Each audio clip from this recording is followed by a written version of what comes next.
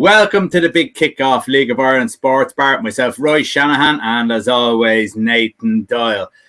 We had only a handful of Premier Division games today, a little bit more from the First Division. And Nathan, I decided to go and watch a First Division game this week. I said, putting it off far too long. I watched Tracy and Shelbourne, but I'm going to come back to that game, and we'll go with your first game, I suppose. Not going to watch, not the Finn Harps one. The St. Pat's versus Derry game, and St. Pat's snuck a winner there. They did, and I think snuck is probably a good choice of verbiage on your end. Good, probably, which I always do, probably come from a St. Pat's point of view. Defensively, very good performance, especially in the last 20 minutes, half an hour. Jamie Lennon sent off for St. Pat's with a decent amount of time left in the game. Like I said to you before we jumped on here, is it a case of ill-discipline? This isn't an isolated incident over the past couple of weeks now. This is actually the third week in a row where a St. Pat's player has been sent off, and two players sent off last week against Bohemian. So you throw that in with a manager that's, having a growing reputation to be a bit of an Ollie Hogan 0.2 when it comes to the amount of yellow cards he's picking up. Yeah, it's a bit worrying, when you look at the discipline side of things. But look, we get away from that for now. I think if you're a Derry fan, you'd be really, obviously with the being Pat being down to 10 men, but even away from that, you'd be really disappointed. They done a lot of huffing and puffing in the second half. Probably that's when the game really opened up. The first half, there wasn't really much in it. Both sides even each other out a little bit. Probably Derry were the better of the two in the first half. McJanna at the back, probably the most creative player, which is strange to say. He seems to be very comfortable getting forward with the ball. Good movement by him, linking up the play well. Looks at Akintunde, you know what you're going to get from him, really, don't you? Him and Junior, both similar players, really. A lot of decent groundwork, but not much end product. But yeah, that really showed in the second half, and it's good to know that Pat's on the only side that struggled in the final third, because Derry really did have a lot of big chances in the dying 15, 20 minutes of the game, and Pat just held out firm. I think the frustration, if you're from Derry, would come in terms of the wire players, like I said, Junior and Will Fitzgerald over the other side.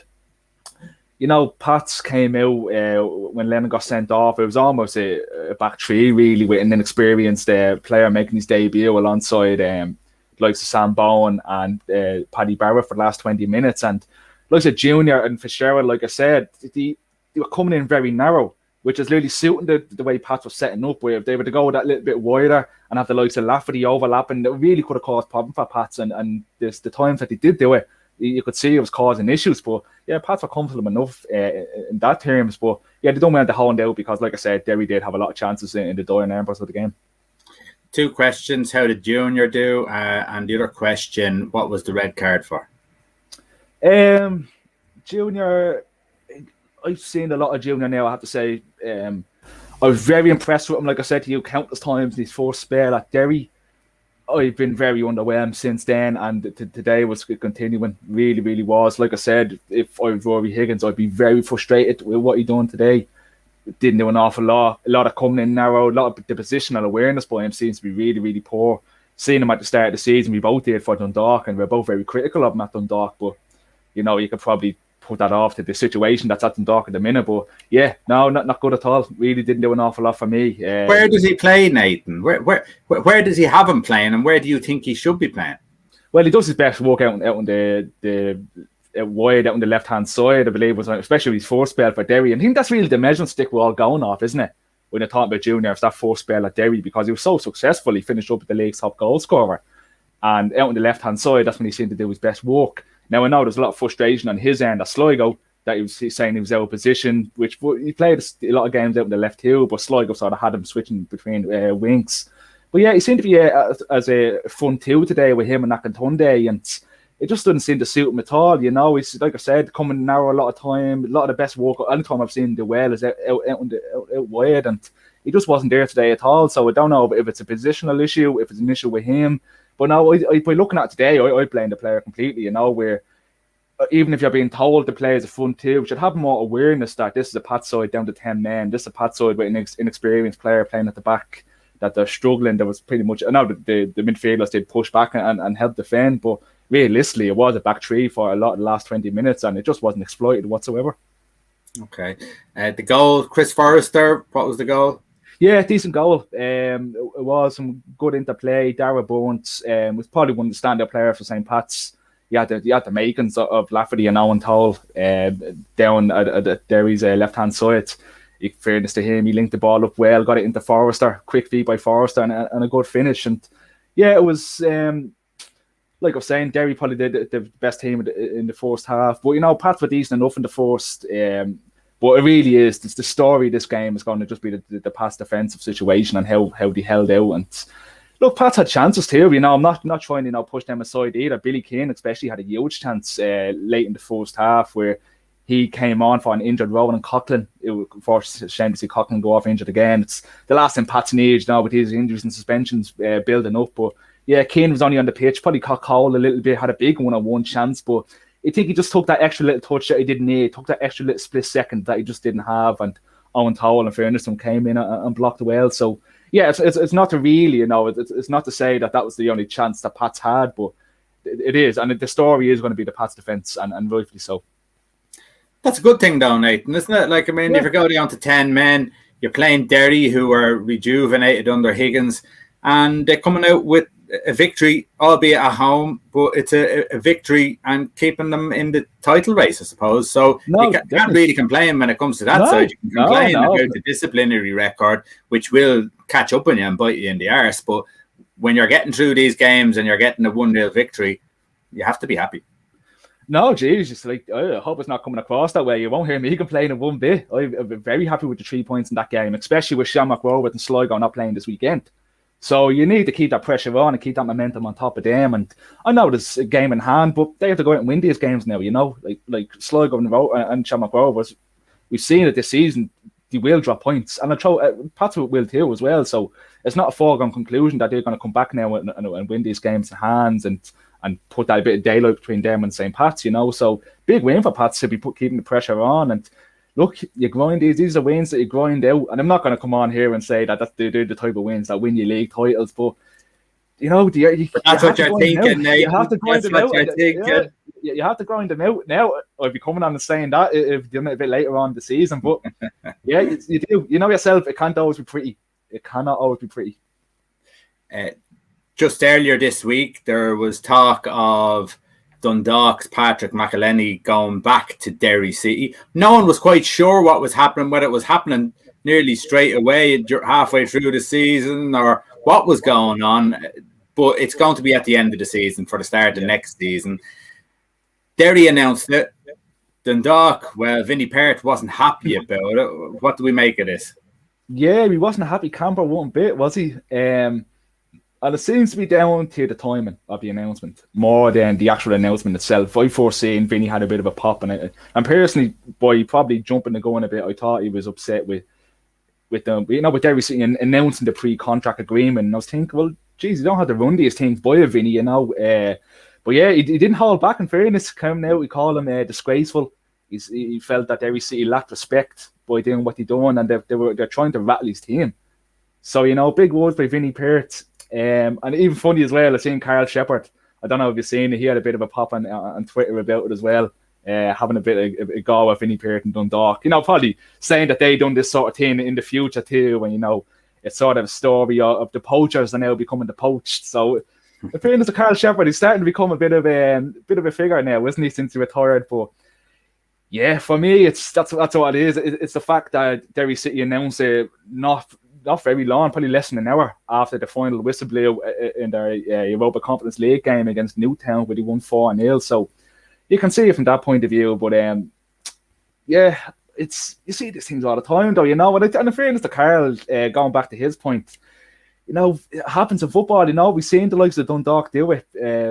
Trying to poach away like Junior when he was at Sligo, even Greg Slugger when he was at Derry City. These are all things that we think were probably the worst kept secret in Irish football. So I think Derry just wanted to get the announcement out there to sort of quell any rumour about any speculation about the future of Patrick McElhenney, and I think that's it really. Bit of an overreaction on my part, I have to be honest.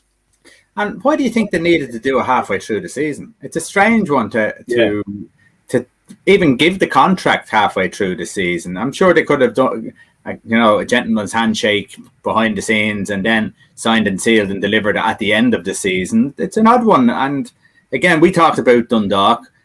Are they trying to get rid of their big players, the big money earners?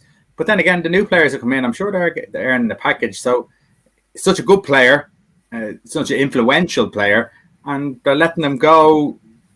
Why? Because it's not as if they're getting much better in. Yeah, and not only that, still 28. Still, if you're talking about the prime of a footballer's career, he was in it now. Now, I said it in the podcast, and I still would have reservations towards his injury record, but on his day, seeing a couple of Dundalk fans having a swipe that he doesn't turn up to big games and he doesn't do this and that, but it might be a little bit, we all say these things when a player is out the door, like Dundalk fans were, when I say Will Patchen going up on loan to Derry City, they didn't think very highly of him, and now all of a sudden they couldn't get it back quick enough. So I think, you grab that pinch of bit of salt beside you and you throw a bit of a pinch of it onto them statements. Yeah, it seems to be the fact that that McElhaney still has 6 months left in his contract until the end of the season, and the two clubs wanted to work out a suitable fee.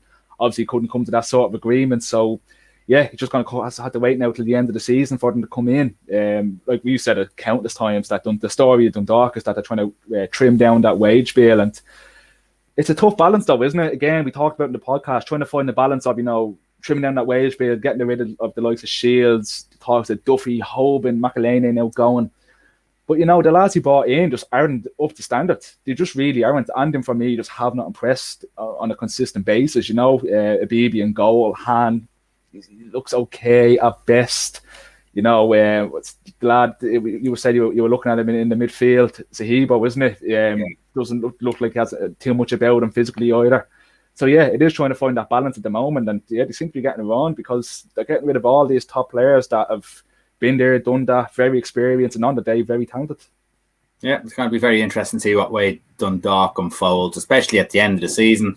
See what players they actually get in and see who wants to stick around at the end of the season. So, yeah, we'll watch that space. Okay, I watched the Treaty United and Shelbourne game. I was looking at the games tonight. I said, what will I watch? I thought this is going to be interesting. I wanted to see what Treaty were like. I hadn't seen Shelbourne in a while. You watched Treaty at the start of the season. They didn't. There wasn't much. I think it was against Bray, wasn't it? It was the Bray, first game, yeah. So I watched the game. I thought, it was an interesting game. But Treaty kind of started off, well, basically the whole first half sat in their own half and looked to counter-attack and, well, really played a 4-5-1. And anytime they got the ball, they knocked it long. And it was like they were just defending for their life. But the thing is, you could see in them that they have good players. They can get the ball down. They can knock it around. And it just didn't seem set up right. They seemed to be like, well, let's just make sure we get to halftime 0-0. From the very first minute of the game, Shelbourne got an awful lot of the ball. I'm not going to lie, I was disappointed with Shelbourne. I thought every player, more or less, were a 6 out of 10. And while they got possession and were given possession of the ball, and they were in Treaty's half for nearly the whole first half, it was just passed from one side to the other, and there really wasn't much to them, I have to say one thing about the game. The AI camera, what an absolute disaster it is. It's an absolute... Yeah. It was absolutely brutal. Now, there's no other word for it. You feel like you're looking at the pitch from the far side of the city. You can't see the far sideline. You don't know what's going on. Really, really poor. And then when the ball is in the air, the ball's going anywhere, and there was couple of swallows flying around, the camera had changed in the other way and chased the swallows. So the ball was down one end of the pitch and it chased the swallows up the far end, and then all of a sudden then you get 5 or 6 seconds later and it's going back onto the ball again. It was all over the shop. Now in the second half it wasn't as bad, but it's just poor. It really is. To tell you the truth, I'm not sure how many first division games I could watch with AI cameras, and I really hope that that's looked at for next year. That's one thing. I don't know, maybe other people can send in what they think is how they feel about the AI cameras. Are they happy with it just to see a game, or is it a little bit annoying? Because I found it very annoying when you compare it to what's going on in the first or the Premier Division. So yeah, that really bothered me. Second half, yeah, I tell you what, there's a good side in Treaty United. There's a lot of good players. I thought the best player on the pitch was Mark Ludden. I thought he was absolutely excellent. His possession, his passing on the ball, His positioning was brilliant. His tackling was excellent. He was strong. I just thought he was the best player out on the pitch by an absolute mile. Ty Ryan and goal, I thought it was decent. But yeah, I think their game in the second half was they had a little bit of the breeze, get the ball forward as early as possible, cause problems. And they did that. They caused problems. Now, the opening goal from Michael O'Connor was a cross. Again, they did nothing really. Ball came in from a cross. Defender got caught underneath it. The ball went over. Michael O'Connor takes it down the edge of the box.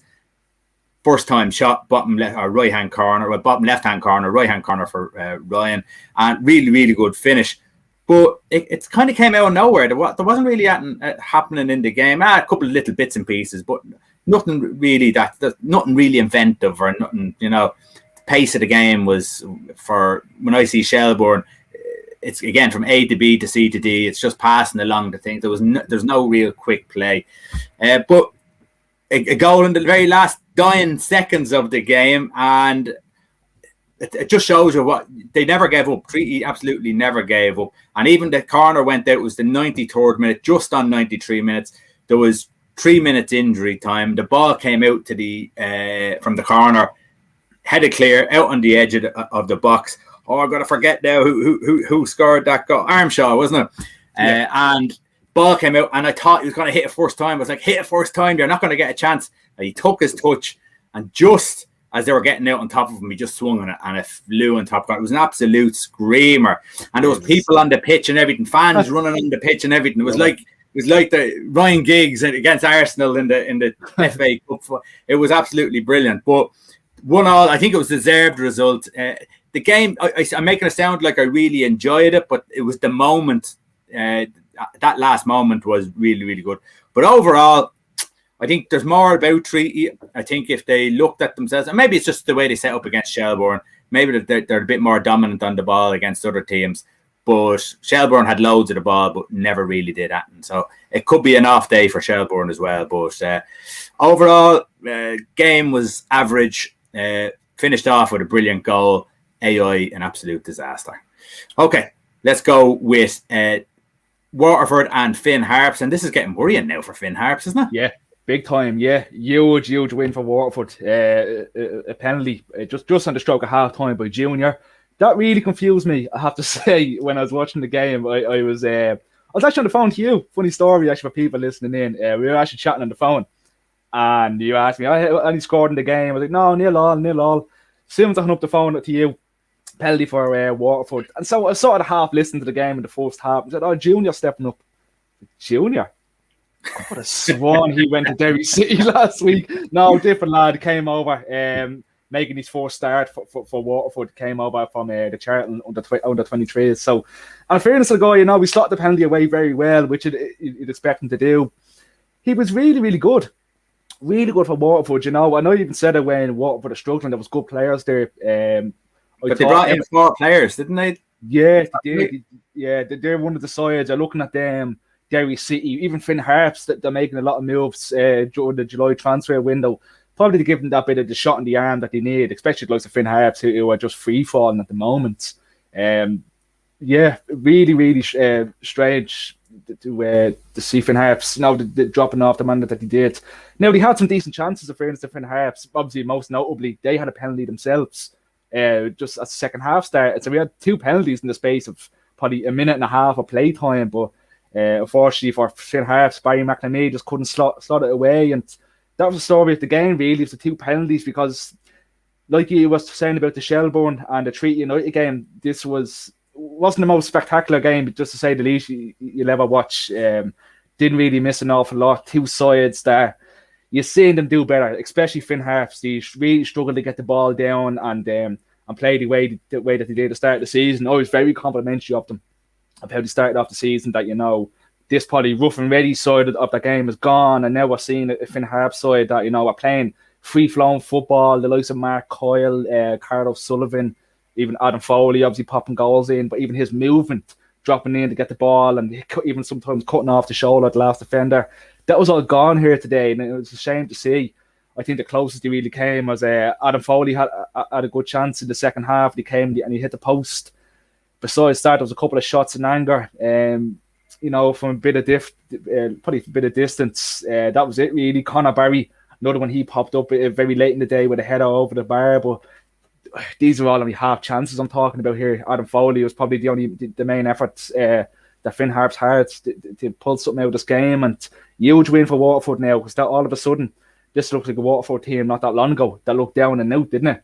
But now that's a 4-point gap between them and Finn Harps. That's what I was looking at. I was just looking at the league table here, and Waterford are 4 points behind and 16 points. Finn Harps on 20 points, and they seem to be floating in around between that 17, 18, 19, 20 spot for a long, long time now. Yeah, it's free fall now, and all of a sudden, when you think about, we were messing about Champions League football. Obviously, we didn't really think that they were going to go Champions League football. But we kind of did think maybe this is going to be a middle of the table Finn Harps team that we haven't seen in a long time. Yeah, maybe. There's 7 games now they've gone without picking up a single win. That's a bad record. They're playing Dundalk next, and games against Bohemians and Sligo Rovers coming up. So I know in this league it's difficult to get a consistent run of what you'd call winnable games, but they look a really difficult task now ahead when you consider the way Finn Harps are playing. And this was a Waterford side missing a couple of players as well. Brian Murphy wasn't in between the sticks. He's a huge loss whenever he's not playing for Waterford. They really, really rely on him badly. The likes of Jamie Maskell as well, another player that I always pick out. I always really impressed by him. He wasn't involved here today. They had a couple of debutants coming in, making their debut. So it was a Waterford team, that you thought on paper was there for the taking. But the two of them, first half, they really did sort of cancel each other out. They both went for sort of a back five, and there just wasn't much to really report. It's one of the games that you're watching and you're thinking to yourself, geez, I'd have to talk about this game later today, and it's sort of difficult to do. But yeah, big win for Waterford. They'd be really, really happy. I thought Evan Ferguson at the back again. Anytime I've seen him play, he's been very, very solid, but he was brilliant here today. Really was. Any shots from distance that Finn Harps got off, he was willing to put his body in front of, which you'd expect from a centre half, but he seemed to pop up anywhere. Very, very dangerous. An experienced Eddie Nolan made his debut. He came in from Motherwell, made his debut in the middle of the park. He saw that he was floating between, dropping in very deep defensively and sitting very deep as a defensive midfielder. He was excellent for Waterford. He nullified any sort of attack, like Carl O'Sullivan in particular for Finn Harps. Didn't get a look in at all today because of players like Eddie Nolan. Okay, so you look at Finn Harps' style. Has it changed? Or is it just the big lack of confidence? Just the lack of confidence, I think. Yeah, I really do. Like I was saying, very complimentary of them at the start of the season, but all that's gone. The good movement, the free-flowing passing. I think the commentators were trying, I'm not saying they were making excuses, but they were trying to look, the pitch at the start of the season, was holding up a bit better than the way it is now. And you're going to get a bit of that, aren't you, when it's a home commentary, but I don't think you can put it down to that. I really, really don't. There's still a lot of the same players are there. There's still a wealth of talent in that Finn Harps team compared to what we've seen them have at disposal over the past couple of years. Like Dave Webster went off early with an injury. He's a big player. He's someone that they rely on at the back, and you could see his influence was gone when he did go off. But they still had McNamee, still had Sean Boyd, Will Seymour in the middle, and he just couldn't unlock that Waterford midfield and that Waterford back five.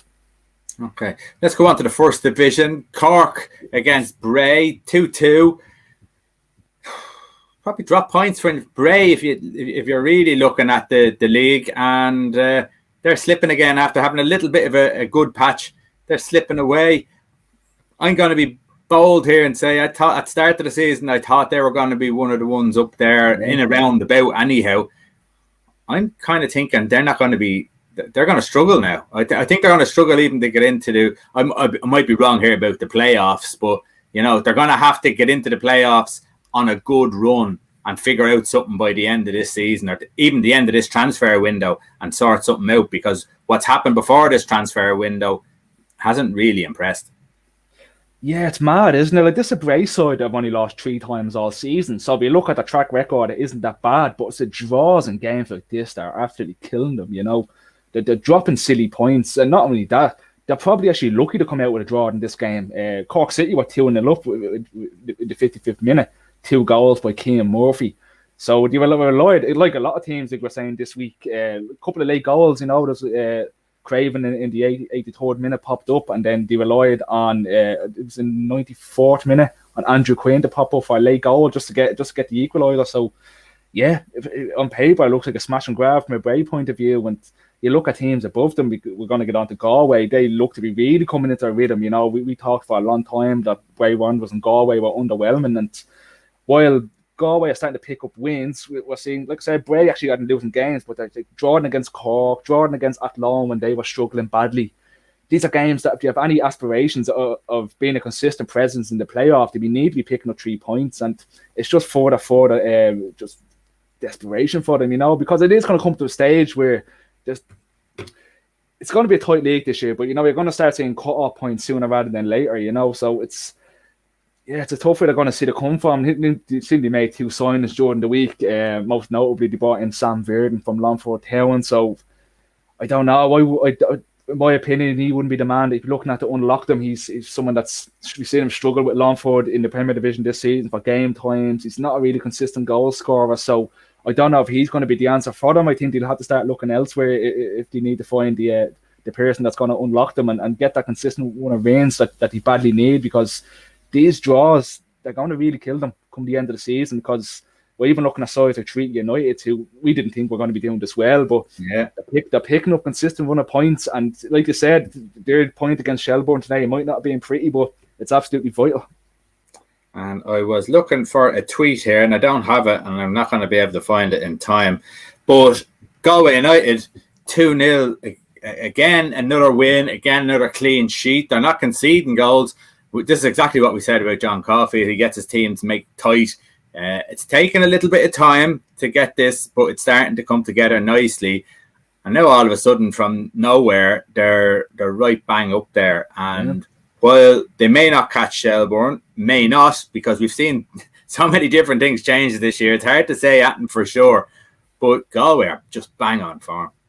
Yeah, 5 wins and a bounce now. Only conceded 1 goal in that run. Like I said, this is probably something you'd expect of a John Caulfield side. You know, we've seen him do so well with Cork City when he was there. And while you can never say his side are the most exciting team to watch, if you're a fan of them now, a Galway fan at the moment, I don't think you'd really care, because this is a side that before this 5-game run, they only won 3 games all season. Yeah. And if you think of the firepower that they have, not even up front, but the whole strength and depth of the squad for the First Division, they made such a big decision to go full time this season that very, very high expectations under the first season of John Caulfield. But it seems to be clicking now, doesn't it? It seems to be clicking, and at a good time too. You know, it's always difficult when you do bring in such an influx of players. You know, you have to look at the gelling process as well. But only 15 games into the season, me personally, I can't see them stopping Shelbourne. I can't see anybody stopping them at the moment.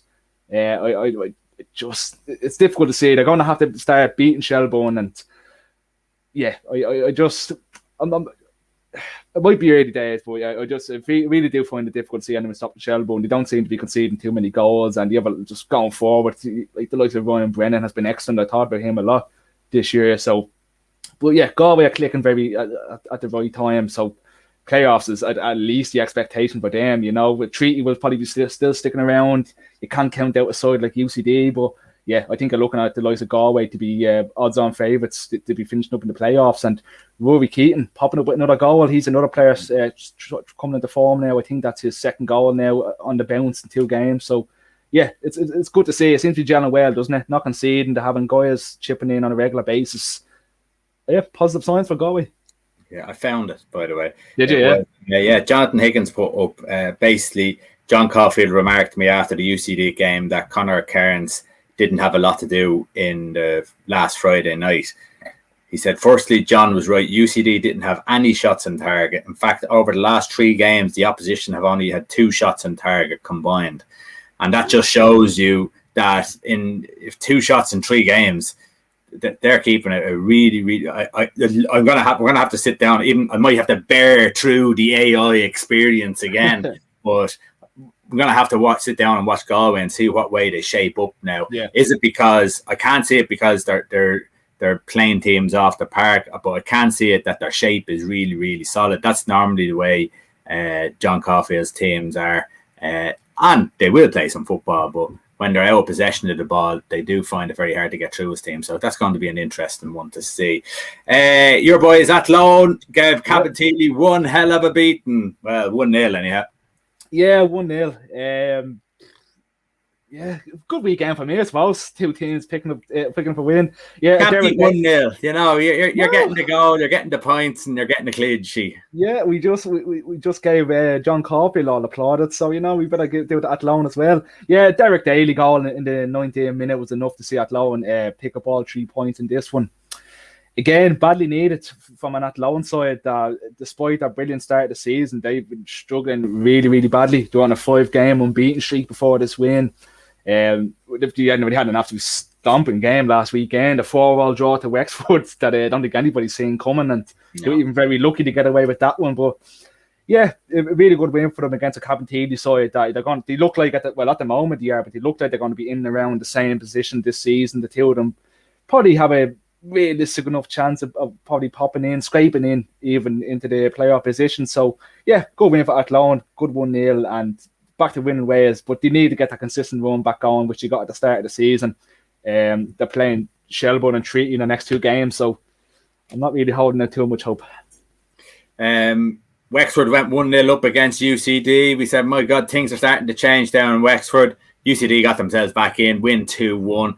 Again, if you were back in the game, probably this was the banker that you would have thought of.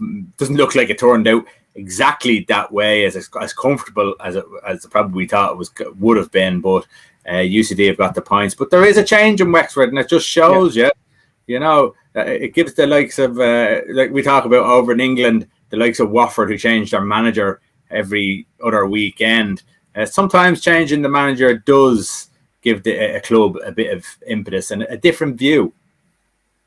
Yeah, it really, really does. The performance or the results, don't really show that. But I think it'd be wrong of us just to sit down and compare the results.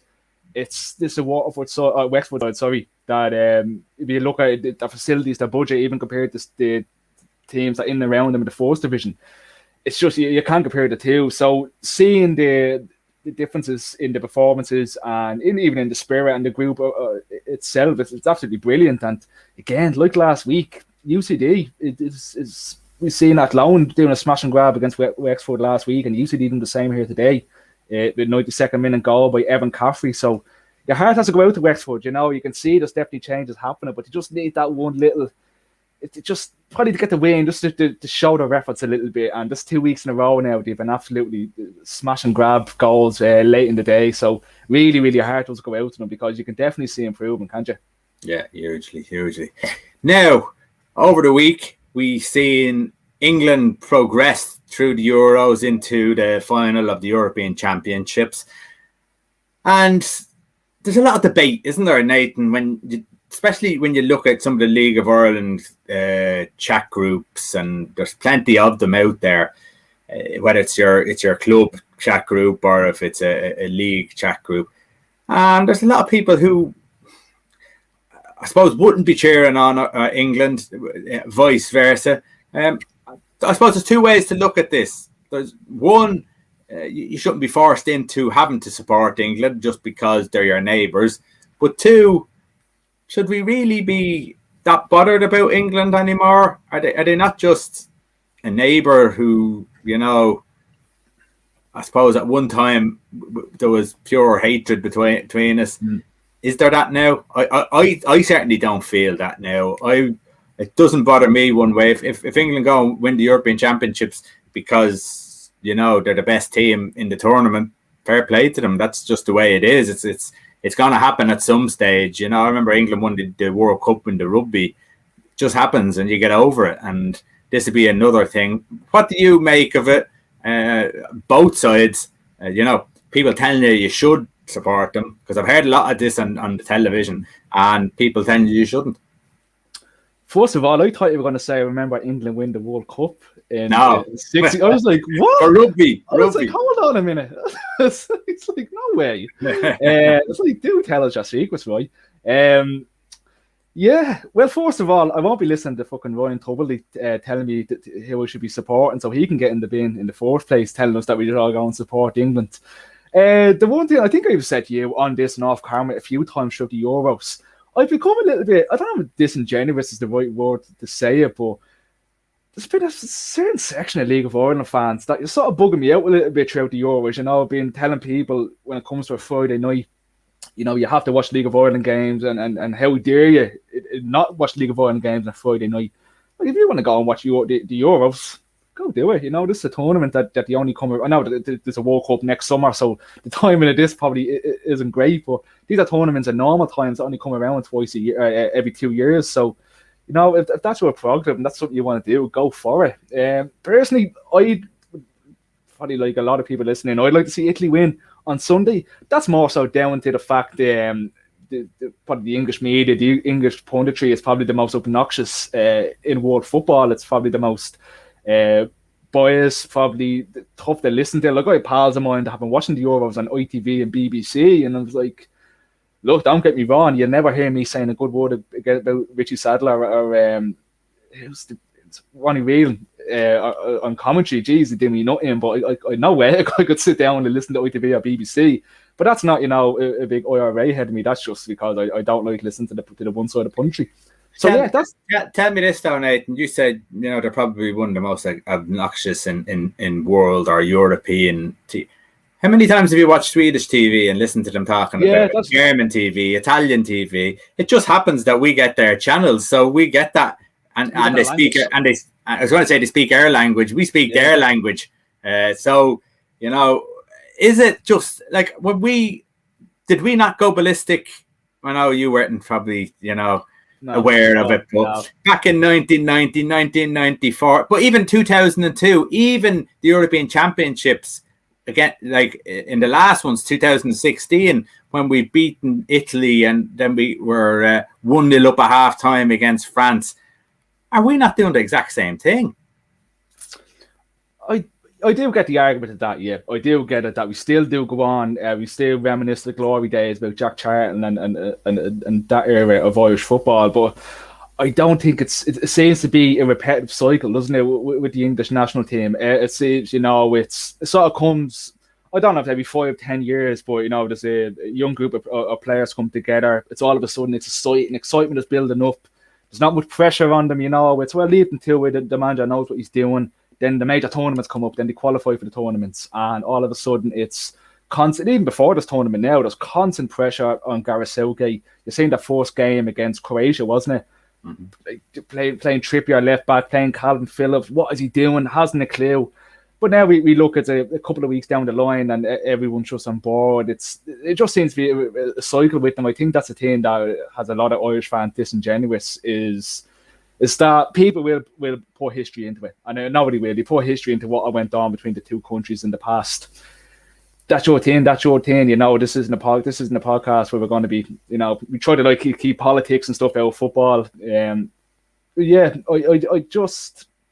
I think it's more so the cycle of things and how it can, become a bit repetitive and a bit annoying where every major tournament you go over, it's massive hype built up, very in your face.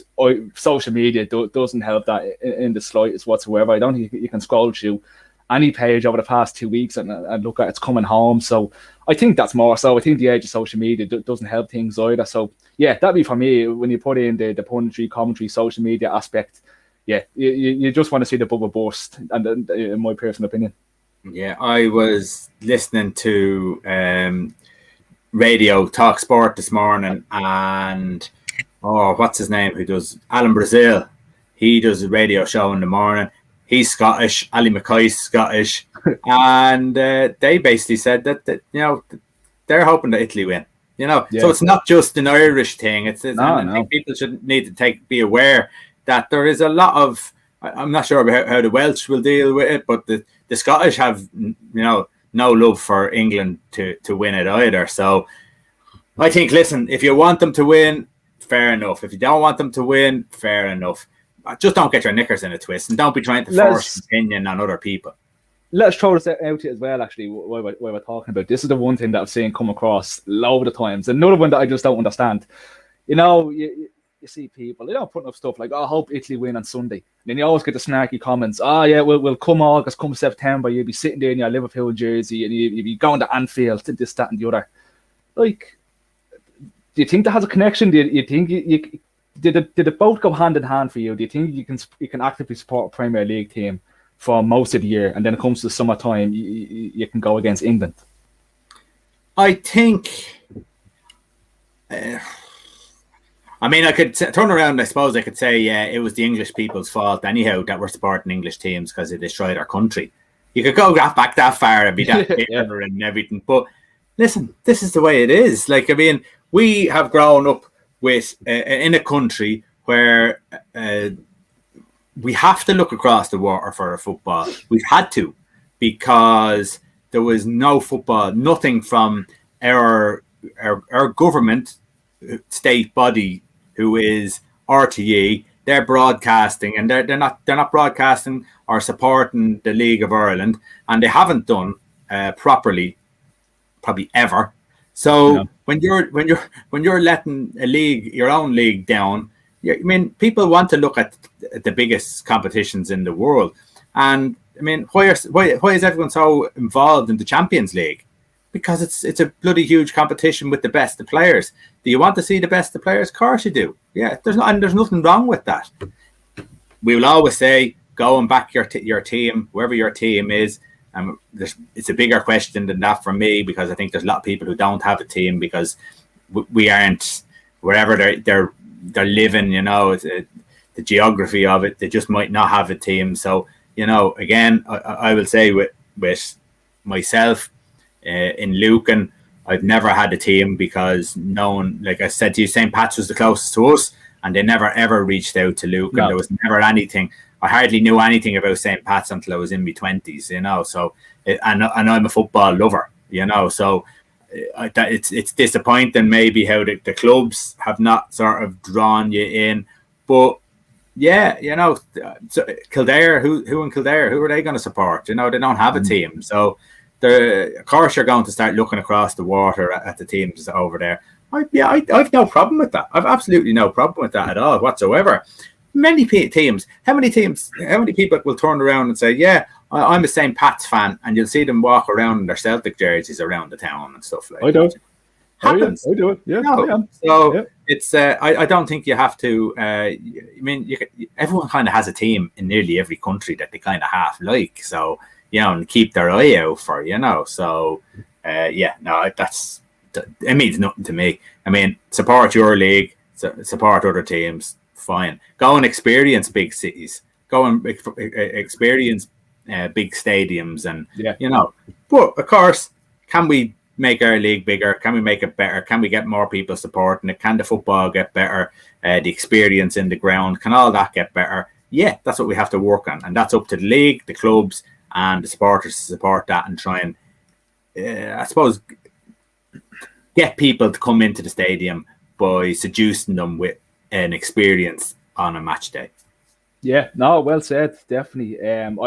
We always champion the League of Ireland, and the more people you can get down, the better. And if you are even listening in now, or you know someone that's not listening in, but they're feeling a bit, you know, the English hype is getting a bit too much, guide them down to the local club if you've never been there before, you know. And I think as League of Ireland fans, we have to be accepting of new people coming down. We've said it loads of times, the one thing that turns people off, and I've seen it happen with my own two boys, new people come to the grounds, and just because you haven't been there since fucking 1985 and paying players wages out of your own pocket doesn't make people less of a fan than you know. People pick things up at a later stage in their life and let them run with it, you know. We could have a fan that's probably a Pats fan, or whatever fan. I obviously got a Pats because it's just force of habit.